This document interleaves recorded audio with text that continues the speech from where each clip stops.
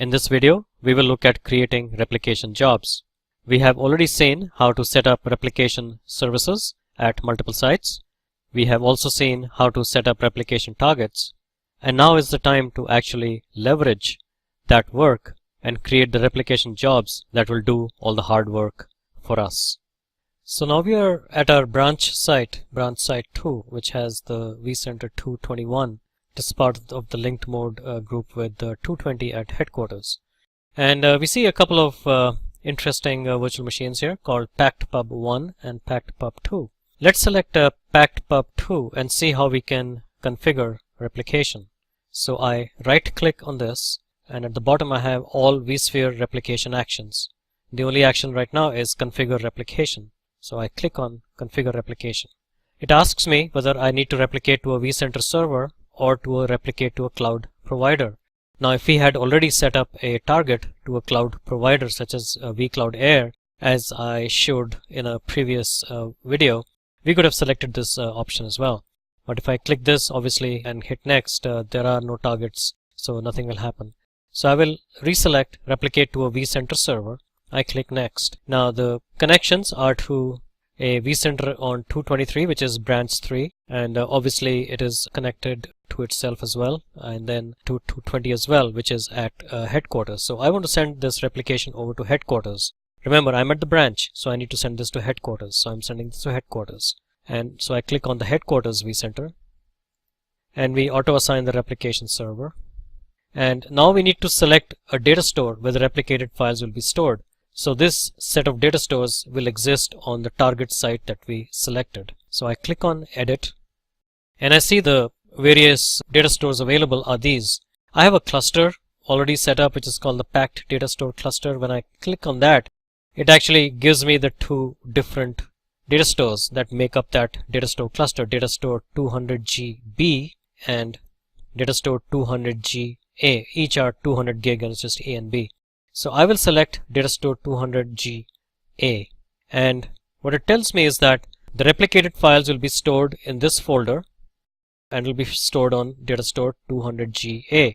It gives me all the other stuff that's out there as well. I click on OK, and just review that. Our target VM location is data store 200GA packed pub 2. Okay, I click next. Now I have some replication options. So let's look at these. The guest OS quiescing. What it does is it basically quiesces the file system so that if there's any outstanding I/O, it is quiesced.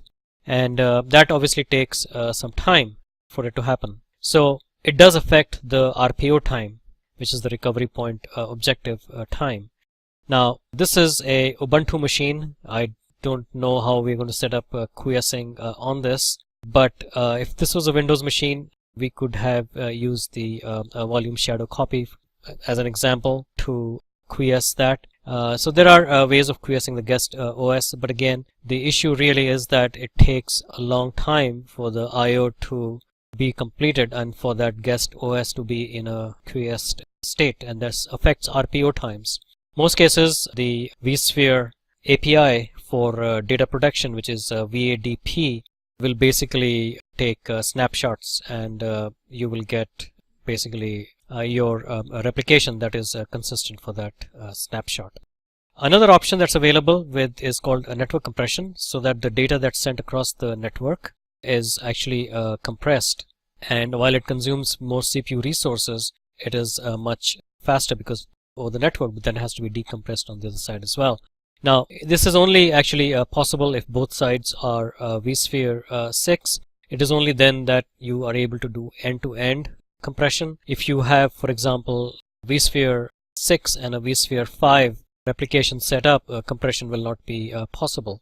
It's only vSphere 6 and above that compression is possible. Also, what happens is that if you have ESXi servers that are both the source and target are ESXi version 6, but the data store is a version 5.5 or ESXi 5 or less data store, then that compression doesn't go down all the way to the end, and much decompression has to be done in the receiving replication server.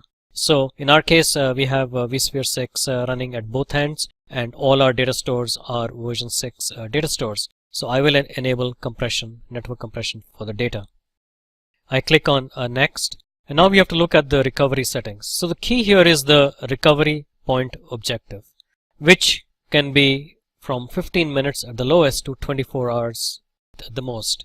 Now 5 minutes RPO is supported under special conditions. We can click learn more. It's basically for vSAN. So we can, if the target and source sites use virtual vSAN, and so this 5-minute RPO setting is displayed only when the target and the source use virtual vSANs. Now I'm not using virtual vSAN, so the least that it shows me is 15 minutes. Now what does recovery point objective mean? It means that if it's set to 4 hours, then the replication guarantees that the most data that you will ever lose from the source system in case of recovery is worth 4 hours of uptime. So obviously one tries to make this as less as possible, so that at the very most you like to lose 15 minutes of data. But then that also means that replications have to happen more frequently. So if I make it 15 minutes, that means that a replication that takes 4 minutes has to happen at least every 11 minutes. Otherwise my recovery point objective will not be met. And the replication manager takes care of that, and actually if there are RPO violations, they show up on the reporting that is available with this product. Now the issue is this.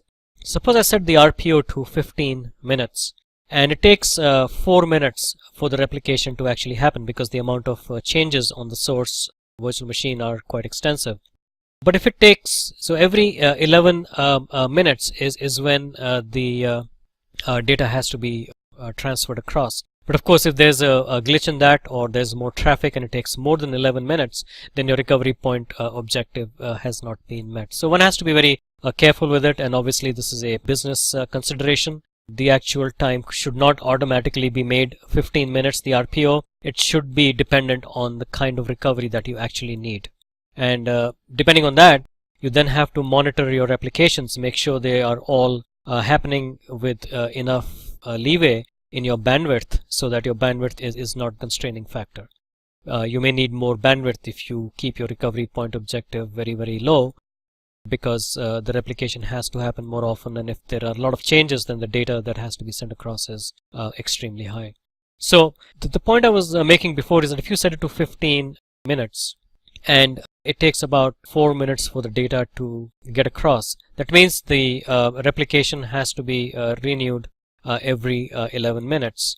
But the problem is, if there is a sudden surge in the amount of data that has changed in your source machine, all those changes may not be possible to be sent across in that remaining time, and you would have a recovery point objective violation.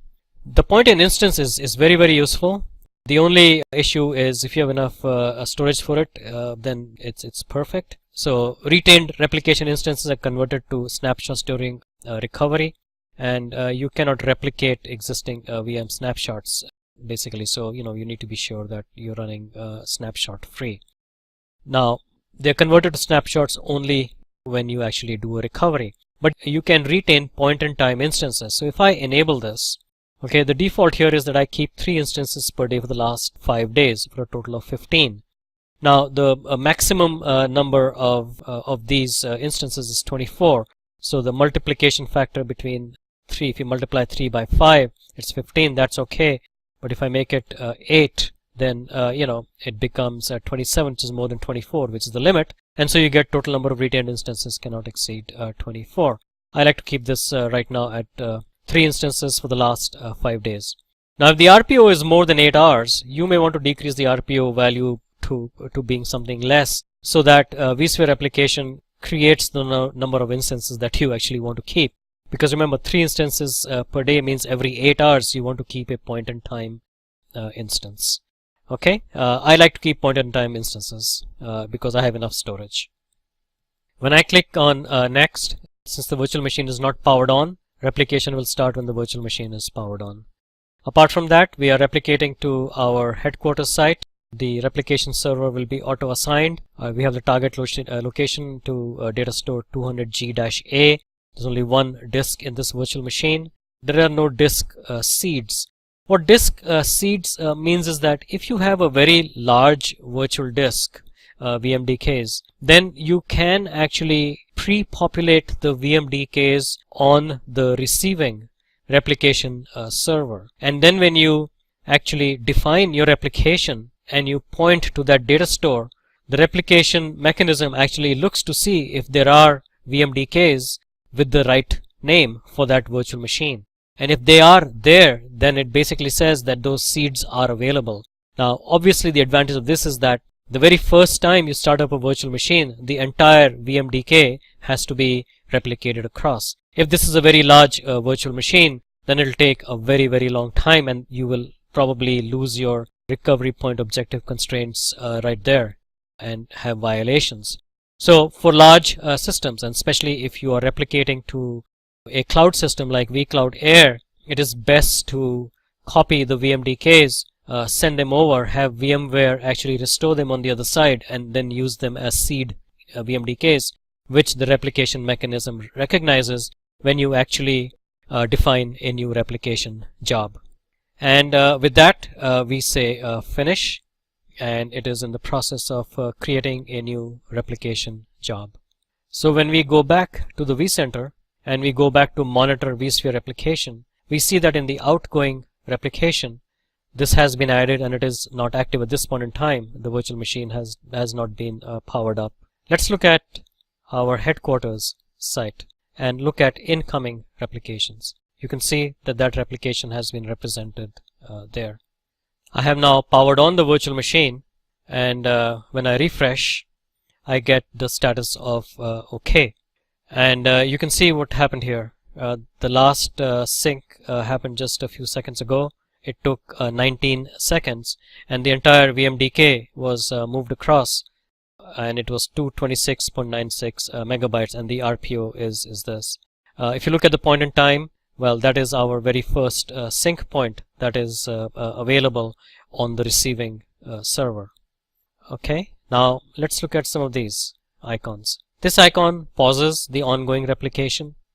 This permanently stops the replication. This one does a sync now. So that means it synchronizes at the moment this is pressed, and that's what we're going to do at this point in time. It is now doing the replication. It took about 30 seconds elapsed time to update the information up here, but you can see that it changed. The last sync duration was only 1 second because there was not much to be changed, I guess. And the last sync size was 168 KB, which was much smaller than the initial sizing. So let's see if we have more sync points available, and the answer is yes, we have more sync points available. So why this is really important is that if we had made any changes between this time here and this time here, we have the ability to recover to the initial synchronization point. Obviously, it's a huge benefit to be able to do that, and obviously this is extremely simple to set up and use. As we've seen, vSphere replication servers on both sides, vCenter servers on both sides that are actually managing those replication managers and servers, and then you go in virtual machine by virtual machine is one way to do it. Or you can actually, if you have multiple virtual machines, you can shift click or you can control click the ones that you need and set up replication jobs all at once. You can also pick up entire folders, and you can pick up entire clusters of virtual machines in host clusters as well. So you don't always have to do it one by one. But from a learning perspective, this is the way it works. You can, like I said, you can group them by multi-clicking or multi-selecting the virtual machines, and then you can easily create those jobs. I believe I read somewhere it is recommended that not more than 30 virtual machines be selected at once because otherwise it takes a really long time for the replication jobs to be set up, because really 30 different things have to be done by the two servers on the source and the target side. But be that as it may, it is a very simple thing to use and very simple to set up.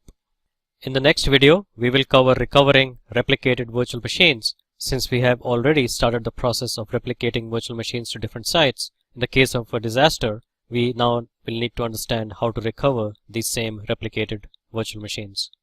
I look forward to seeing you on the next video.